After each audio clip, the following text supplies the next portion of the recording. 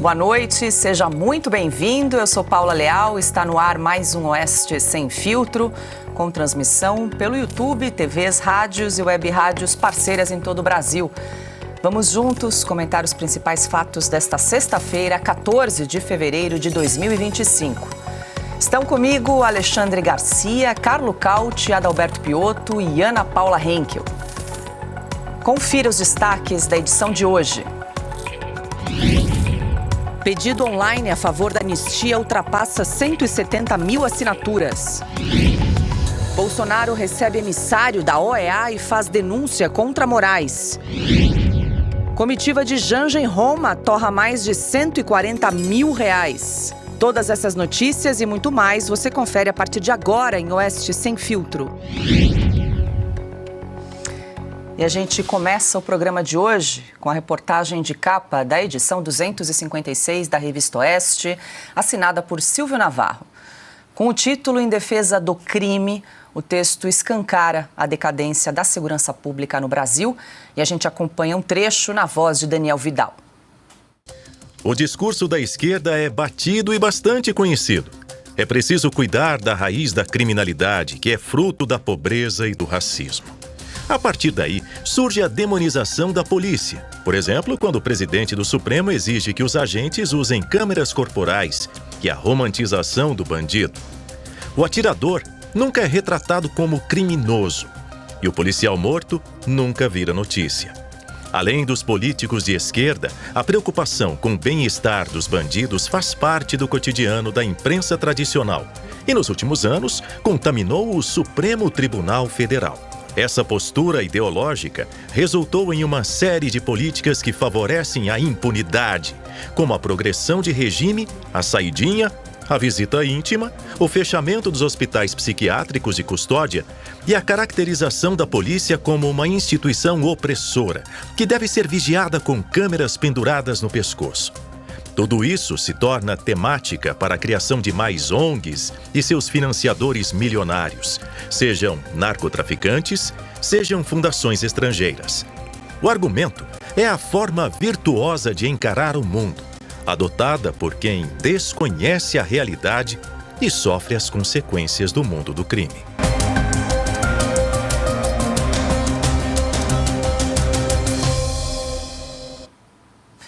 Branca Nunes, hoje no estúdio conosco, seja bem-vinda. Branca, que há poucas horas atrás estava em reunião com os emissários da OEA, a gente já vai falar sobre esse assunto, Branca. Agora, falando sobre essa reportagem de capa assinada pelo Silvio Navarro, essa semana está de férias, mas deixou aí essa reportagem muito oportuna, ainda mais depois do crime horrível, né, pavoroso que ocorreu ontem aqui na cidade de São Paulo com o ciclista, o Vitor Medrado. A gente já vai falar sobre isso. O que nós temos na edição dessa semana, Branca? Boa noite. Boa noite, Paula, Piotto, Cauti, boa noite, Ana, Alexandre, boa noite a você que nos acompanha. A reportagem de capa, Paula, mostra também que as leis têm favorecido os bandidos, né? Além das audiências de custódia que libertam mais de 50% já dos criminosos que participam delas, o Silvio também cita que durante a pandemia de coronavírus, né, o Supremo Tribunal Federal proibiu as operações aéreas ou sem aviso prévio nas favelas do Rio de Janeiro. Esse veto continua valendo ainda hoje. E também, como se não bastasse, em agosto de 2023, o STF ele impediu os estados e municípios impediu de removerem compulsoriamente dos espaços públicos os moradores de rua. Daí, nós chegamos a uma outra reportagem do William Grisafes, que ele mostra o que está acontecendo em Blumenau. O prefeito de Blumenau, ele chama Egídio Ferrari. Ele resolveu cumprir uma das suas promessas de campanha, que era remover da rua todos os 521 moradores. Então, o que ele vai? A prefeitura vai lá, aborda os moradores, oferece a todos abrigo e emprego ou para os dependentes químicos uma internação. Só que o que vai acontecer, né? Daqui a pouco é bem possível que esse prefeito ele tenha que enfrentar um dilema. Ou ele cumpre o que ordenam os ministros do Supremo, ou ele obedece ao artigo 1º da Constituição, que determina estados e municípios que garantam a dignidade da pessoa humana. Então temos este dilema que está prestes a acontecer em Blumenau. A reportagem do Fábio Boeri, ela informa que o governo federal, em parceria com o governo do Pará, anunciou um investimento de 220 milhões de reais na construção da Vila de Líderes, que em Belém vai acontecer, é a cidade sede da Conferência das Nações Unidas sobre Mudanças Climáticas, a COP30. Então é um empreendimento milionário que tem tudo, né, para se tornar mais um elefante branco, como foram os estádios, boa parte dos estádios construídos para a Copa do Mundo e a Vila Olímpica do Rio de Janeiro. Então o governo, na COP toda, vai investir 5 bilhões. Daí a gente pega a realidade de Belém. Belém é uma cidade em que 60% dos moradores vivem em favelas. E também apenas 15% dos domicílios têm coleta de esgoto. Destes 15%, 3,5% do volume coletado é tratado. Ou seja, em vez de gastarem estes 5 bilhões, ou mesmo esses 220 milhões da Vila em saneamento básico, né, que é básico, como o próprio nome diz, não vão construir mais uma Vila Olímpica, mais um desses elefantes brancos. E, Paula, para encerrar, vou citar um trechinho do artigo do Guilherme Fiuza, nós estávamos conversando sobre ele antes. O Fiuza faz uma série de paródias baseadas em sucessos, antigos sucessos do Caetano Veloso. Eu vou ler, não vou cantar, vou ler. Um deles que tem a ver com isso que está acontecendo em Belém, né? Então vamos lá.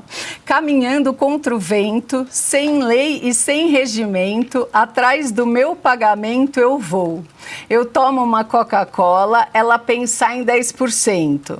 A Selic eu não aumento, amor não vou. Por que não? Por que não? E aí, encerro os destaques, mas a edição está muito boa, Paulo. Olha, só tô vendo aqui, acabei de abrir essa do Fiuza. Gosto muito de te ver, leãozinho, caminhando sob o sol. Tua pele e tua luz baixam os juros. E aí ele segue, vale muito a pena, com humor, né? Para a gente tratar de um assunto que preocupa muito aí os brasileiros, a economia deste país. Agora, Branca, além dos destaques da edição, queria te ouvir um pouquinho, porque poucas horas atrás você esteve com os emissários da OEA, com o Pedro Vaca, para trazer um pouco o relato da Revista Oeste. A Revista Oeste e outros veículos foram convidados ali a conversar com o Pedro Vaca. Nós exibimos, porque foi escrito um depoimento formal da Revista Oeste, só para deixar todos aqui na mesma página. A gente vai exibir um trecho desse documento que foi entregue aí ao Pedro Vaca, esse emissário do braço da OEA para a liberdade de expressão. Temos aí, só para eu trazer, está então na tela para quem nos acompanha, o depoimento da Revista Oeste que foi entregue na tarde de hoje.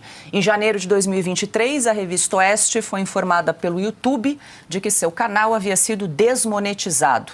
O motivo alegado: publicação de conteúdo nocivo. Em nenhum momento a plataforma informou que espécie de conteúdo fora considerado nocivo, nem por quem. 15 meses depois, o motivo da desmonetização foi revelado por uma reportagem da Folha de São Paulo, publicada em 13 de agosto de 2024. Uma decisão fora do rito processual do ministro Alexandre de Moraes. A divulgação de mensagens trocadas entre Moraes, Ayrton Vieira, juiz instrutor do gabinete de Moraes, e Eduardo Talhaferro, então chefe da Assessoria Especial de Enfrentamento à Desinformação, comprova a irregularidade do processo.